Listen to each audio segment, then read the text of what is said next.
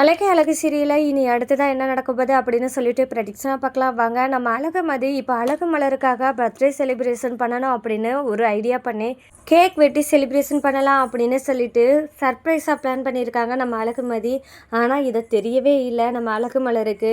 இதை எப்படி சர்ப்ரைஸ் பண்ணி கொடுக்க போகிறாங்க, இதனால அழகு மலர் சந்தோஷப்படுவாங்களா அப்படின்னு பார்த்தா கண்டிப்பாக சந்தோஷம்தான் பட போகிறாங்க.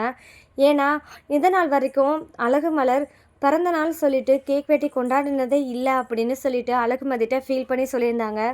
அதனால அழகுமதியும் அவங்களுக்காக எதுனாலும் பண்ணணும், அவங்க எதை இத்தனை நாள் மிஸ் பண்ணாங்களோ அந்த இதை செய்யலாம் அப்படின்னு சொல்லிட்டு அழகுமதி சரியான ஐடியா பண்ணி அவங்கள கேக் வெட்டி அசத்தணும் அப்படின்னு சொல்லி ரெடி பண்ணுறாங்க. இந்த மாதிரி நேரத்தில் தான் நம்ம பாக்யராஜுக்கு கடன் தொல்லையினால் வட்டி வசூல் செய்கிறவர் பைக் எடுத்துகிட்டு போயிட்டாரா. ஆனால் நம்ம பாக்யராஜ் அழகு மலர்கிட்ட இதை மறைக்க ஆரம்பிக்கிறாரு. அழகு மலருக்கு இந்த விஷயம் தெரிஞ்சால் கண்டிப்பாக பிறந்த நாள் அதுமா வருத்தப்படுவான்னு சொல்லியே பாக்யராஜ் மறைக்கிறாரு. ஆனால் இந்த விஷயம் ஒரு பூகம்பமாக வெடிக்க போகுது அப்படின்றது பாக்யராஜுக்கு தெரியவே தெரியாமல் இருக்க போகுது. இதனால் அழகு மலர் மேலே தான் பழி வரப்போகுது. இதை தெரியாத பாக்யராஜ் இதை எப்படி சமாளிக்க போகிறாரு அப்படின்றதாங்க இனி வரப்போகிற எபிசோடில் ட்விஸ்ட்டாக இருக்க போகுது. பாக்யராஜ் தன்னோட மனைவியான அழகுமலருக்கு பிறந்த நாள் செலிப்ரேஷன் பண்ணுறதுக்காக இப்போ நேரடியாக ஆஃபீஸ்லேருந்து சாயந்தரம் வந்துடுறாரு. இந்த மாதிரி நேரத்தில் தான் நம்ம அழகுமலரும் கேட்குறாங்க, என்னங்க பைக் ரெடியாக இருக்கா, நைட்டு ரைடு போகலாமா அப்படின்னு சொல்லிட்டு நம்ம அழகுமலர் கேட்குறாங்க பாக்யராஜ் கிட்ட. இல்லை மலர், பைக்கை வாட்டர் வாஷ் பண்ண கொடுத்துருக்கு, அதனால் எப்போ வரும் சொல்ல முடியாது அப்படின்னு சொல்லிட்டு பாக்யராஜ் சொல்லி சமாளிக்கிறாரு. அப்போ அழகுமலர் என்ன நினைக்கிறாங்கன்னா, இங்கே பாரு பாக்யராஜ், எனக்கு பைக்கு வந்தே ஆகணும் அப்படின்னு சொல்லிட்டு வெளிப்படையாக சொல்கிறாங்க. அது மட்டும் இல்லாமல் வாட்டர் வாஷ் காலையில் தானே பண்ணீங்க, அப்போ திரும்ப எதுக்கு கொடுத்தீங்க அப்படின்னு சொல்லி கேட்கும்போது பாக்யராஜ் ஏதோ சொல்லி சமாளிக்கிறாங்க. அப்போ நைட்டுக்குள்ளே வந்துடும்ல பாக்யராஜ் அப்படின்னு சொல்லிட்டு அழகுமலர் கேட்க, அப்போ பாக்யராஜ் என்ன சொல்கிறாங்கன்னா எதுவுமே பதில் சொல்ல முடியாமல் அமைதியாக இருக்காங்க. ஆனால் நம்ம அழகுமலர் எதுவுமே சொல்லாமல் இருக்காரு அப்படின்னு கூட நினைக்காம கொஞ்சம் ஜாலி மைண்டடாக இருக்காங்க. ஏன்னா தன்னோட பிறந்த நாள், அதனால் கண்டிப்பாக தன்னோட பாக்யராஜ் நல்லபடியாக நம்மளை பார்த்துப்பாரு, சர்ப்ரைஸும் நிறையா வச்சுருப்பாரு அப்படின்னு சொல்லிட்டு ஒரு எதிர்பார்ப்போடு காத்துக்கிட்டு இருக்காங்க நம்ம அழகுமல். இந்த மாதிரி நேரத்தில் தான் அழகுமதி கேக் ஆர்டர் பண்ணது வீடு தேடி வருது. அப்போது அழகுமதியும் போய் டைரெக்டாக போய் வெளியே போய் வாங்க வராங்க. அப்போ அழகுமலர் என்னாச்சு, என்ன வருது பார்சல் அப்படின்னு சொல்லி கேட்குறாங்க அழகுமலர். அப்போ அழகுமதி சொல்கிறாங்க, இருங்கக்கா ஒரு நிமிஷம் நான் போய் வாங்கிட்டு வரேன் அப்படின்னு சொல்லிட்டு நம்ம அழகுமதி போய் வாங்கிட்டு வராங்க. அப்போ இது என்ன அழகுமதி அப்படின்னு சொல்லிட்டு அழகுமலர் கேட்க, அது ஒன்றும் இல்லைக்கா, உங்களோட பிறந்தநாள் செலிப்ரேஷனுக்காக கேக் வாங்கியிருக்கோம் அப்படின்னு சொல்லி. என்ன சொல்கிற அழகுமதி அப்படின்னு சொல்லி அழகுமலரும் என்ன நினைக்கிறாங்கன்னா, ரொம்பவே எக்ஸைட்மெண்ட் ஆகி எனக்காக இவ்வளோ பண்ணுறாளா மதி அப்படின்னு சொல்லிட்டு அழகுமலர் ரொம்பவே தேங்க்ஸ் அழகுமதி அப்படின்னு சொல்லிட்டு மதிக்கிட்ட சொல்ல, அக்கா இதுக்கெல்லாம் தேங்க்ஸ் சொல்லலாமா அப்படின்னு சொல்லிட்டு, பரவாயில்ல இருக்கட்டும், இது என்னோட சின்ன கிஃப்ட் அப்படின்னு சொல்லிட்டு அழகுமதி சொல்கிறாங்க. இதை கேட்டதுமே ரொம்பவே சந்தோஷப்படுறாங்க. இந்த மாதிரி நேரத்தில் தான் நம்ம ரேவதி என்ட்ரி கொடுக்குறாங்க. ரேவதியை பார்த்ததுமே இன்னும் சந்தோஷம் தாங்க முடியல அழகுமலருக்கு. ரேவதி நீ எப்படி வந்த அப்படின்னு சொல்லி கேட்குறாங்க அழகுமலர். அப்போ தான் ரேவதி அழகுமலர்கிட்ட ஹாப்பி பர்த்டே அண்ணே அப்படின்னு சொல்லிட்டு கட்டி அணைக்கிறாங்க.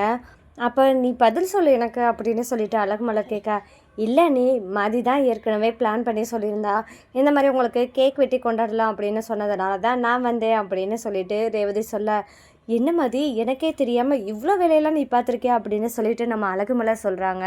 இந்த சின்ன விஷயத்துக்கே இவ்வளோ சந்தோஷப்படுறீங்க, இன்னும் நிறைய சர்ப்ரைஸ் இருக்கே, இதெல்லாம் பார்த்தா நீங்கள் என்ன பண்ண போகிறீங்க அண்ணே அப்படின்னு சொல்லிட்டு நம்ம ரேவதி கேட்க, என்ன ரேவதி சொல்கிற அப்படின்னு சொல்லிட்டு நம்ம அழகுமலர் கேட்க, அப்போ தான் ரேவதி சொல்கிறாங்க, அண்ணே இன்றைக்கி உங்களுக்கு பிறந்தநாள், உங்களுக்கு செலிப்ரேஷன் பண்ணுறதுக்கு நாங்கள் நிறைய சர்ப்ரைஸ் வச்சுருக்கோம், அதை நீங்கள் பார்த்து எவ்வளோ அசந்து போக போகிறீங்கன்னு பாருங்கள் அப்படின்னு சொல்ல, அப்போ இன்னும் அழகுமலருக்கு ரொம்பவே சந்தோஷமாக இருக்குது. ஏன்னா இது நாள் வரைக்கும் தன்னோட பிறந்த நாளை இவ்வளோ தூரம் செலிப்ரேட் பண்ணலை அப்படின்றதுல ரொம்பவே சந்தோஷமாக இருக்காங்க.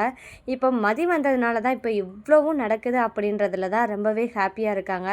இந்த மாதிரி நேரத்தில் தான் ஒரு பூகம்பம் வெடிக்க போகுது. என்னென்னா இப்போ அழகுமலருக்கு பிறந்தநாள் செலிப்ரேஷனுக்காக எல்லாரும் பேசிகிட்டு இருக்க நேரத்தில் தான் நம்ம ராஜலட்சுமி வராங்க. அழகுமலரும் அழகுமதியும் பேசிகிட்டு இருக்கிறத பார்த்து பக்கத்தில் வராங்க. அப்போ தான் நம்ம ரேவதியை பார்க்குறாங்க. ரேவதி நீ என்ன வந்திருக்க, என்ன திடுதிப்புன்னு மாப்பிள்ளை இல்லாமல் அப்படின்னு சொல்லிட்டு ராஜலட்சுமி கேட்க, அப்போ ரேவதி என்ன சொல்கிறாங்க, இல்லைம்மா அன்னைக்கு பிறந்த நாள் அதனால் கேக் வெட்டலாம் அப்படின்றதுக்காக வந்திருக்கேம்மா அப்படின்னு சொல்லிட்டு ரேவதி சொல்ல, என்னது கேக் வெட்டுறீங்களா, யாருக்கு அப்படின்னு சொல்லி ராஜலட்சுமி கேட்க, அப்போ தான் சொல்கிறாங்க ரேவதி, அன்னைக்கு தாம்மா அப்படின்னு சொல்ல, பாவம் நம்ம அழகுமலர் சைலண்ட்டாக அப்படியே பேசாமல் அமைதியாயிறாங்க.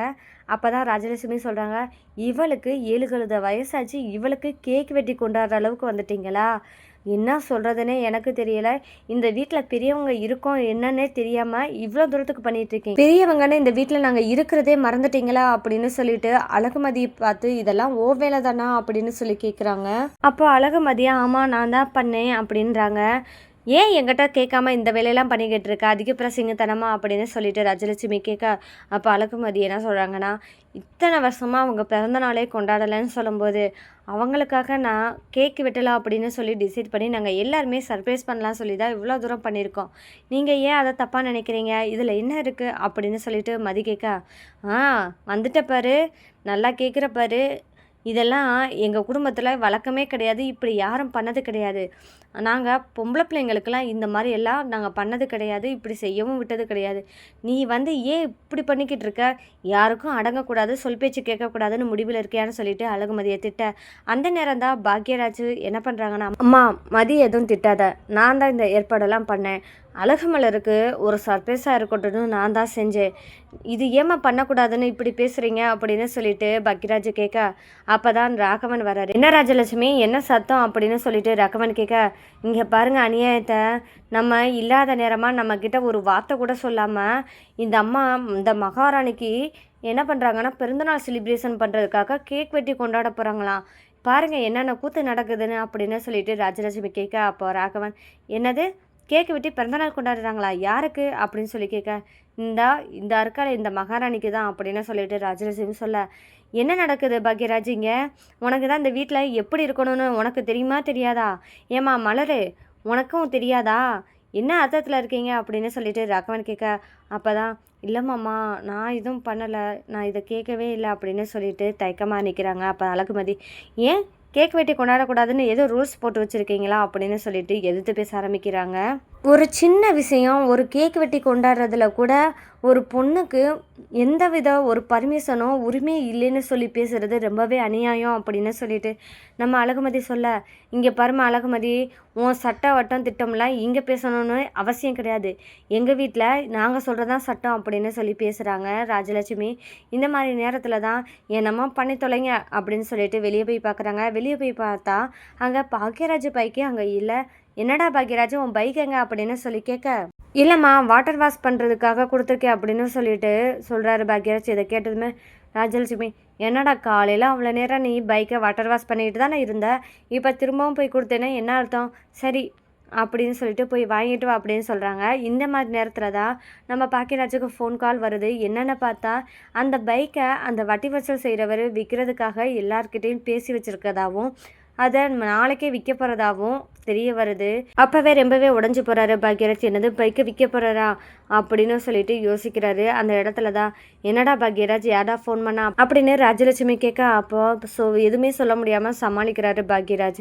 இந்த இடத்துல தான் நம்ம ராஜலட்சுமிக்கு ஒரு உண்மை தெரிய வருது. என்னன்னு பார்த்தா அந்த பைக்கை விற்கிறதுக்கான ஏற்பாடு பண்ணிட்டாங்க அப்படின்னு தெரிஞ்சால் கண்டிப்பாக அழகுமலர் மேலே தான் பழிய போடுவாங்க ராஜலட்சுமி. நீ எந்த நேரத்தில் பிறந்து இப்போ எங்கள் வீட்டுக்கு இவ்வளோ தூரம் எங்களையும் பாடுபடுத்தினது இல்லாமல் நீ கேட்டுக்கு பிறந்த நாள் விழா வேற அப்படின்னு சொல்லிட்டு அழகுமலரை திட்ட போகிறாங்க ராஜலட்சுமி. இந்த இடத்துல அழகுமதிக்கு எவ்வளோ கோபம் வரப்போகுது. ஆனால் உண்மையை சொல்லப்போனால் அழகுமலருக்காக இனி பாக்யராஜ் எதிர்த்து பேசுவாரா தன்னோட அம்மா கிட்ட அப்படின்றதாங்க இனி வரப்போகிற எபிசோடில் ட்விஸ்ட்டாக இருக்க போகுது. இந்த மாதிரியான சுவாரஸ்யங்களை நீங்கள் தெரிஞ்சுக்கணும்னா மறக்காமல் நம்ம சேனலை சப்போர்ட் பண்ணி ஆதரவு தரீங்க. மீண்டும் சந்திப்போம்.